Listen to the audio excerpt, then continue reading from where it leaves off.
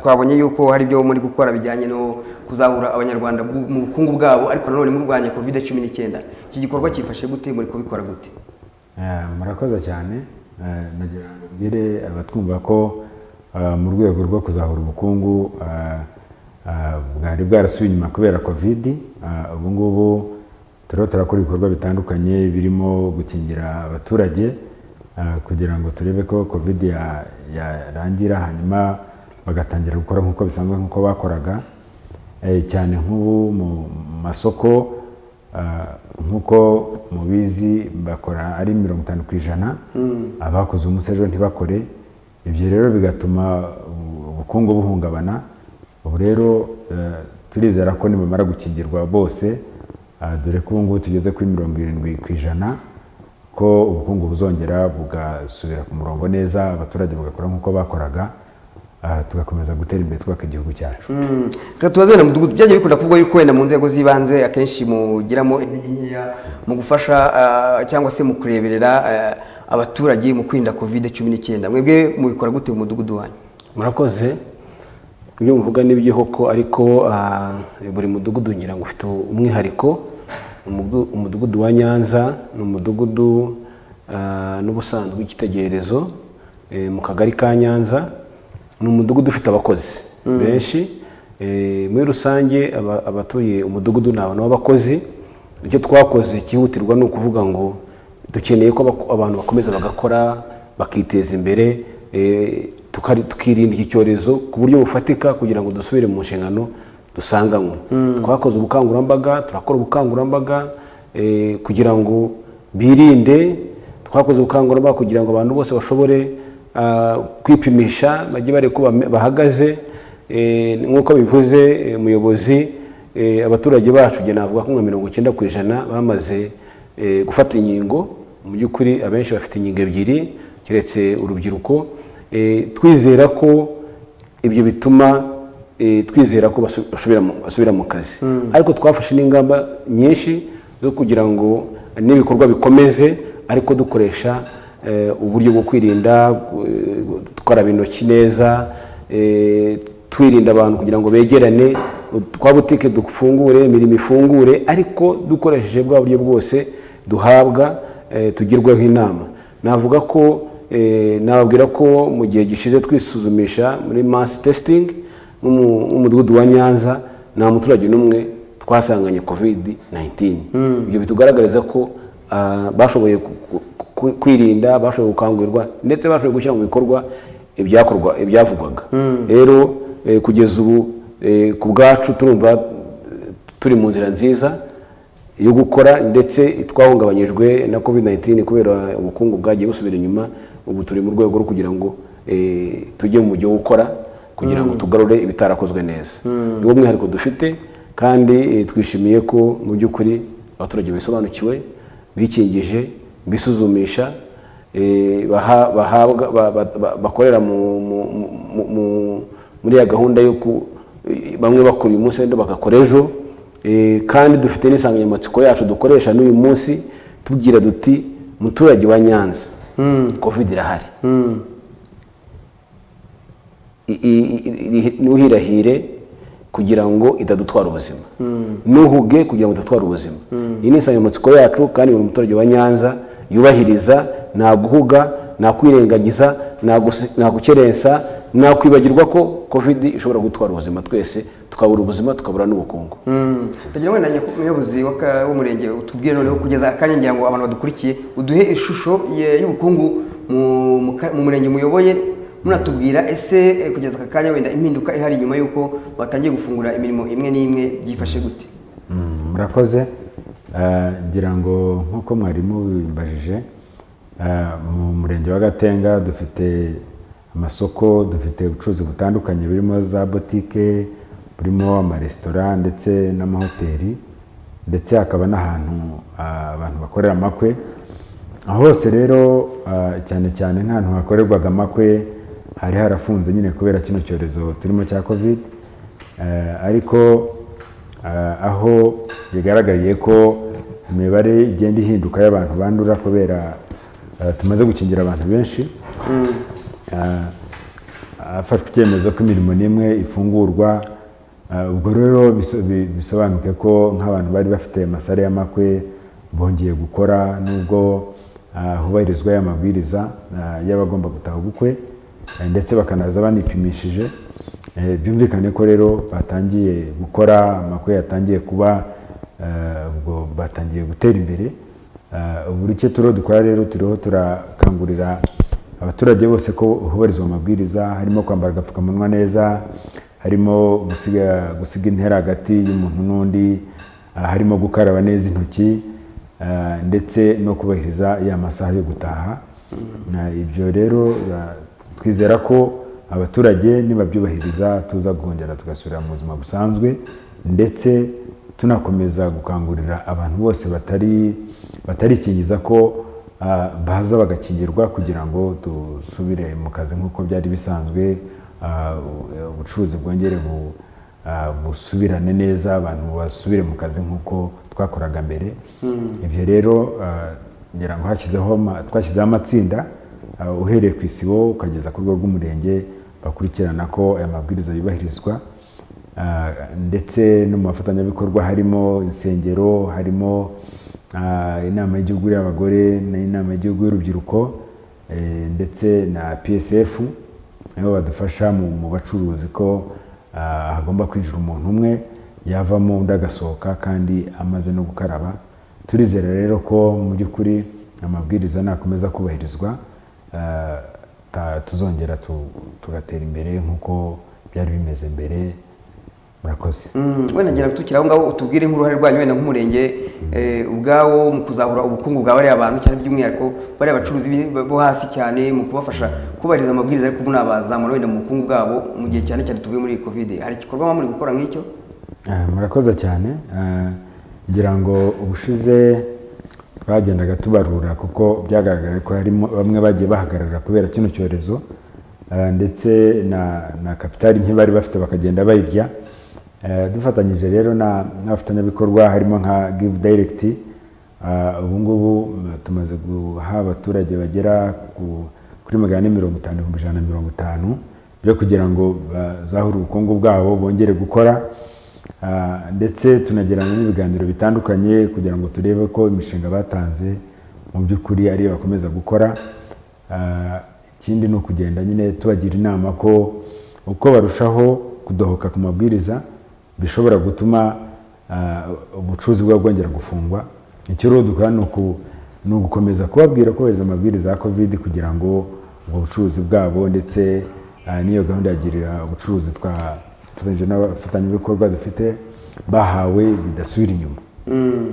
Ndagira ngo tubwiye nk'umudugudu, ese byagiye bivugwa kenshi ko hari igihe usanga nko mwibarura nk'uko executive yarabikomojeho, ugasanga harabarurwa bamwe abandi barasigara. Mwebwe mu mudugudu wanyu mukora iki kugira ngo buri munyarwanda wese ukeneye ubufasha bwo kwizahuka mu bukungu abashe kugerwaho anirinda iyo covid-19 nk'uko mwavuze ko muri iyo campaign yo? Murakoze. Mu mudugudu sinavuga ko ari umudugudu wa Nyanza gusa, navuga ko ari imidugudu y'umurenge wa Gatenga. Icyambere twasinye imihigo imidugudu ndetse n'amasibo yo kurwanya no kwirinda covid-19. Kugira ngo rero ibyo byose tubigereho, amasibo twashimira leta ko yaduhaye n'amasibo. Amasibo biroroshye kugira ngo bamenye abaturage bari mu isibo, biroroshye kumenya n'amazina yabo. Buri munsi kucye tuba tuzi umuturage utashoboye kubona ibimutunga, wabuze akazi kubera niba yarafite ubucuruzi akora, ubucuruzi ukaba bwahagaze, cyangwa se hari umurimo yakoraga ukaba wahagaze kubera icyorezo. Tubimenya biturutse mu masibo. Hanyuma tukamenya n'ushonje mu by'ukuri. Icyo twakoze ku ikubitiro ni uko ubwacu twishakamo ibisubizo, tutarajya ku murenge, tutarajya akarere, tukareba abaturage uko dutuye, uko tumeze, tukagerageza gufasha abatishoboye ku bushobozi, kwishakamo ibisubizo, tudateza amaboko umurenge cyangwa akarere. Icyo ni ikintu cya mbere twiyemeje mu mudugudu, ko uyu mudugudu dukorera ku rubuga rumwe, buri muturage wese ari ku rubuga, turavugana iyo habaye ikibazo message aka kanya buri muntu wese arayibona utuye umudugudu noneho tugahana ibitekerezo tukavuga icyo twakora tukakemeranyaho tukagikora ako kanya ni ukuvuga rero umudugudu wa Nyanza nta muturage haba lockdown zose zabaye wigeze asonza wigeze abura icyo kurya nubwo leta yaduteye inkunga ariko n'ubundi byasanze abaturage ubwabo bishoboye mu buryo bwo gufasha abandi mu mirimo navuga ko muri nyuma ya lockdown ya kabiri twamenye abantu bagiye bahura n'ibibazo mu kazi igiciro cyabo cyahungabanye kitagiriho abaturage bishakamo amafaranga babasubiza mu kazi mu gihe twatangiye gukora nabo bahawe amafaranga bahita batangira akazi kabo ntabwo rero twavuga ko bakomeje nk'uko byari bisanzwe ariko nubwo bahagaraze mu mirimo yabo rero turabakurikirana navuga nashidikanya ko umudugudu wacu nta kibazo kidasanzwe gihari ariko byose bituruka ku bufatanye bw'abaturage batuye umudugudu ku bufatanye n'ubuyobozi nk'uko yanabivuze noneho hari inkunga yaje cyane cyane inyuze muri sako noneho dukangurira n'abo twabonaga ko koko ubwo hatangiye gucya abantu bashobora gukora bagane na sako ibafashe inkunga yaraje kandi batangiye kugerayo icyangombwa nuko tubona amakuru tugatuyanyuza amasibo tugatuyanyuza ku rubuga bakihutira kugerayo ubu navuga ko bamaze gutangira gusubira mu buzima busanzwe batangiye gukora nubwo tutavuga ko birimo kwihuta uko byari bimeze mbere ariko dufite icyizere twakoresheje rero ubwo buryo bwo kuba turi kumwe tubyumvikana tuzi ikibazo uko kimeze tuganira tugafatanya mu by'ukuri ni ubwo buryo bw'ubumwe twunze mu mudugudu ni ubwo buryo twamenye ko hari abantu bugarijwe kurusha abandi turabumva turabaganiriza tujya mu ngo zabo kubareba uko mu by'ukuri bameze ntabwo dupfa kuvuga ngo umuntu turamufata tutageze mu rugo iwe aba yatangiye raporo n'umutwara sibo ndetse komite y'umudugudu ikajyayo dufite tax force bishinzwe ikagerayo tukavuga ngo uyu muturage ho akwiye gufashwa ni ubwo buryo twakoze kandi bwatanze umusaruro n'ubu turacyabukoresha kuko turakora ubugenzuzi n'ubu tujya dukora ubugenzuzi ni nako tubona abaturage yisuzumishije iyo twamenye ngo hari ikibazo twababwira ati mwisuzumishe ndetse niho twamenye n'abantu bose bagomba kuba bagiye kwikingiza n'ubu umudugudu ubuzi abantu batarakingiza n'abamaze kwikingiza yakubuje ku bijyanye na sako mu baturage mu kubafasha kubakangurira kujya muri sako mu kwiteza imbere muri rusange ese mwebwe hari uruhare mujya mugira mu gufasha bari abantu kuko cyane cyane abo badafite ingwate neza ko amabanki menshi aba yaka ingwate mwebwe mugenza gute kugira ngo za sako zibashe kugira icyo zifasha abaturage bari hasi bashaka kuzamuka mu iterambere ryabo murakoze ngira ngo mu by'ukuri ntabwo abaturage bose bagira ingwate ariko icyo dukangurira abaturage ni ukwibumbira mu makoperative dufite ndetse umukozi unabishinzwe by'umwihariko muri Gatenga aho na BDF ibatse muri Gatenga ngira ngo ifatanye n'umurenge abaturage icyo tubakangurira ni ukwibumbira mu makoperative hanyuma bo bagatoranya umushinga wabateza imbere hanyuma bakabaha amafaranga babanje kwiga umushinga wabo kuko bakareba ko wakunguka ngira ngo iyo turi mu nama rero rusange z'abaturage twatangiye kujya duhuza abantu bakeya mu nteko rusange mu masibo tukagenda tubaganirira mu nteko rusange tubabwira uburyo bagomba kwiteza imbere bishyize hamwe ko badaheranwa na covid ariko by'umwihariko tubasaba gukomeza kuyirinda kuko badakomeje kubahiriza amabwiriza bishobora gutuma imibare y'abandura yongera kugaruka ndetse hari nabo dufite barwaye covid abo bongera ngo n'ubu dufite ibiryo tubaha bibafasha mu gihe bakirwaye kuko badakora tukanabakurikirana umunsi ku munsi ku buryo twizera ko nko mu murenge dufite abantu 16 barwaye covid ariko tugakurikirana umunsi ku munsi tukabaha ibyo kurya kandi turizera ko covid iza kurangira vuba dukurikije inama tujya n'abaturage tubabwira uburyo bwo kwirinda kugira ngo tudasubiza inyuma ubukungu bwacu mu gihugu hanyuma wenda tukiri aho ngaho gatoya kugeza akanya iki gikorwa muri mwera cyo gukangurira abantu kwirinda covid kugira ngo ubukungu bw'abantu bwongere buzamuke cyangwa se batere imbere ese mubikora mwenyine nk'umurenge mufite abafatanyabikorwa kuko usanga hari kenshi kugira ngo uzakontorore abantu umunsi ku wundi biba bitoroshye? Murakoze. Ubundi viziyo yacu yitwa tujyanemo. Ngira ngo rero iyi ni gahunda dufatanyije n'inzego zose, harimo amatorero n'amadini, harimo abayobozi b'inzego z'ibanze dufatanye uhereye ku isibo ukagera ku murenge, tukagira nanone abikorera PSF dufatanya muri kino gikorwa, ndetse twashyizeho n'ubutumwa ahantu hatandukanye ku bigo biri mu murenge ndetse no ku mazu y'ubucuruzi n'ahantu hahurira abantu benshi nko ku nsengero n'ahandi, ku buryo ubwo butumwa nabwo iyo umuntu ageze ahantu yibuka ko hari aho yadohotse akwiriye gusubira mu ngamba kugira ngo adateza abandi akaga abanduza covid. Iyi rero ni gahunda twise tujyanemo muri Gatenga. Ubundi muri Gatenga twitwa abatarushwa. Twiyemeje rero kujyanamo muri gahunda zose kugira ngo atazabamo kudohoka no gusubira inyuma. Kugeza akanya noneho murateganya iki wenda mu kuzabuka k'ubukungu kwihuse mu gihe wenda ibingibi bisa nk'ibizaba bitangiye koroha mu gufasha n'abo abaturage niba kuko bakoraga cyangwa se bakoraga kugira ngo n'abasubiye inyuma babashe kongera gutera imbere nk'uko byasanzwe? Mu by'ukuri nk'uko ngira ngo kuri umudugudu yarababwiye, tuba dufite statistics z'abaturage bacu ndetse n'uko bahagaze mu rwego rw'ubukungu. Iyo bigaragaye rero ko hari umuntu wakoraga yasubiye inyuma kubera kino cyorezo, tubakangurira kwegera sako bakaba amafaranga. Ngira ngo sako nicyo gisubizo, niyo mpamvu zagiyeho kugira ngo atagira umuturage uzakena ngo yicwe n'ubukene. Iriya sako niyo mpamvu yagiyeho. Iyo rero tumaze kubona abantu nk'abo basubiye inyuma, tubashyira hamwe tukabigisha, tukababwira ko bagomba gukora kugira ngo bashobore gutunga abana babo ndetse n'ingo zabo.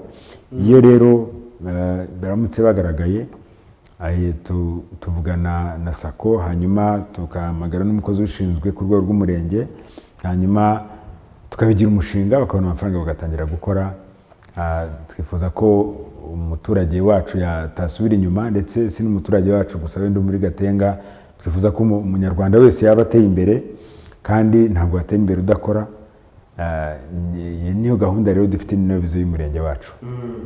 Kugeza ko muza ku makoperative n'ibintu nk'ibyo ngibyo mu midugudu dusanga harimo ibintu by'ibina byo guhererekanya amafaranga mu rwego rwo kuzamana kw'abaturage. Mwebwe iwanyu bikorwa gute, cyangwa se nkawe nk'umudugudu mufashe iki mu mahe support kugira ngo buri munyarwanda wese abashe kubyiyumvamo kandi abashe gutera imbere kuko muri ubwo buryo bwo guhererekanya amafaranga ariko ari mu rwego rwo gufashanya? Murakoze. Umudugudu wacu kuko ibina birahari, ntabwo abaturage bose babijyamo, ariko hari abaturage bamaze kubyumva. Ntabwo twakwirengagiza ko n'umujyi burya hari umwihariko w'umujyi. Abantu benshi b'abanyamujyi ni abantu benshi bakunda kuba bakora umunsi ku wundi, nyine banakora n'iminsi 7 kuri 7 bagataha bwije. Ntabwo biba byoroshye kugira ngo bajye muri bino, bajye mu matsinda. Kiretse abaturage bakeya ubona babisobanukiwe, urubyiruko, abagore, nta matsinda dufite. Ayo niyo akenshi ajya mu matsinda, niyo afite ibibina arahari. Ariko muri iki gihe cya covid nayo ntabwo ashoboye guhura neza ngo akore mu buryo bwiza, kuko ntabwo yari yemerewe guhura, kandi kuko ntabwo byagombaga kuba kubera ko twari mu bibazo bigaragara. Ntabwo nawe yakoze neza, nawe yarahungabanye, ntabwo yatumye azamuka nk'uko yagomba kuzamuka, nawe yasubiye inyuma. Ni ukuvuga ngo ntabwo bari bagishyira hamwe amafaranga, saving ntabwo bakikora ko badahura, bakomeje ahubwo gukoresha ayo bari bafite. Ni ukuvuga rero ubu nibwo twavuga ko bagiye kongera gutangira ibikorwa byabo ku mugaragaro. Ariko navuga ko amatsinda twa tuyafite, dufite amakoperative y'urubyiruko arahari, ariko byose ntabwo byari mu buryo bwiza, ntabwo byakorwa mu buryo bwiza, ariko mu busanzwe byarakoraga. Ubu navuga ko tugiye kongera kubizahura, ariko nk'uko mbivuze ntabwo amatsinda cyangwa ibina mu mujyi wa Kigali wavuga ko abaturage bose barimo, kuko abaturage bamwe baba bari mu kazi ntibaboneka. Twe dushyiramo abandi baboneka ba bandi babyumva neza, ba bandi bashaka no kugira ngo bashyire hamwe inkunga cyangwa se amafaranga atuma batangira ubucuruzi. Ariko basanzwe bafite amafaranga, bari mu masako, bari muri beka, bari hehe, byumvikana ko bafite amafaranga bahuriza aho bafite na za kredi zituma bakora. Ayacu rero ashingiye ku rubyiruko n'abagore cyane cyane badafite imirimo ituma ibaheza amasaha yose mu mirimo yabo. Nimugoroba bashobora kuboneka kuwa 4, kenshi bahura kuwa 3 no kuwa 5. Iyo minsi nimugoroba bashobora guhura none bakaganira, ndetse ntabwo baganira gusa kubya ikibina, ni n'umwanya baganira ku bibazo byo mu ngo zabo. Usanga umugoroba w'umuryango, wari umugoroba w'umubyeyi, umugoroba w'umuryango, muri bya biganiro baganiramo, nyuma yaho bakora n'itsinda hanyuma bakizigama. N'ubwo buryo rero mu mudugudu wacu tubikoramo, kandi ubona bituma umusaruro uza, ariko umusaruro ukomeye cyane ari ukugira ingo zitekanye, bakagira ibiganiro, gukemura amakimbirane, bakagira imiryango myiza itekanye ifite ubuzima bwiza, n'ubwo bukungu bukashobora kuzamuka muri ubwo buryo. Tubikwereza ku musozo w'ikiganiro cyacu, nagira ngo wenda mu minota mikeya utubwire wenda leta y'u Rwanda ari gushishikariza abanyarwanda muri rusange gukoresha ikoranabuhanga no kwirinda covid. Ese mwebwe nko mu murenge wanyu hari icyo muri gukora kugira ngo ufashe buri muturage wese kumva ikoranabuhanga yirinda covid? Murakoze cyane. Ngira ngo umurenge wacu dufite itsinda ry'urubyiruko ryagiyeho mu by'ukuri rikangurira abaturage kwirinda covid hakoreshejwe ikoranabuhanga. Ngira ngo kugeza uyu munsi ndetse dufite na televiziyo y'isibo, aho abaturage bahurira ahantu bahisemo, noneho bagakurikirana amabwiriza yose yo kwirinda covid, ndetse bakanakurikirana abantu bagaragayeho kutubahiriza amabwiriza ya covid. Ibyo rero bigatunganywa mu buryo bw'ikoranabuhanga n'urwo rubyiruko, ndetse ni gahunda ikomeje, kuko mu by'ukuri nk'uko mubizi, muzi ko iminsi yashize ndetse uretse na Guma mu Karere twari muri Guma mu Rugo, kandi ibyo bikaba ari ibintu bidindiza abaturage ndetse n'igihugu. Rero inzira zose zishoboka z'ikoranabuhanga zirakoreshwa kugira ngo abaturage bubahirize amabwiriza ya covid. Rero ngira ngo twasaba nk'uko mwabimuza kutugana ku musozo ko abaturage bose bamenya ko covid ikiriho itararangira, ko bakomeza kubahiriza amabwiriza yose nk'uko yakabaye kugira ngo tuzasubire inyuma. Murakoze cyane. Turasoje, ngira ngo ubwegere icyo ubwira abaturage bawe bo mu mudugudu dusoza. Murakoze cyane, kabashimire kandi nshimire abaturage batuye mu mudugudu wa Nyanza, bashimire uburyo bitwaye muri iki gihe cy'icyorezo, bitwaye neza, bubahirije amabwiriza, barwanyije icyorezo cyane. Ndakeka ko ari hakeya aho bapimye abaturage bagasanga nta muturage n'umwe wanduye icyorezo uretse umuturage utuye mu mudugudu wa Nyanza. Ndabashimira kandi mbasaba gukomerezaho, bakomeze birinde, bakomeze barinde abandi, bakomeze bifate neza, kuko icyorezo kiracyahari kitadutwara ubuzima. Dukomeze kandi twitegura gukomeza ibikorwa byacu, tubungabunga abo duturanye nabo, ndetse dushaka uburyo iterambere ryakomeza, ubukungu bwacu bukongera bukazamuka. Rero baturage mu nyumva, baturage mu mbona b'Inyanza, dukomeze duhangane kandi tuzatsinda iki cyorezo.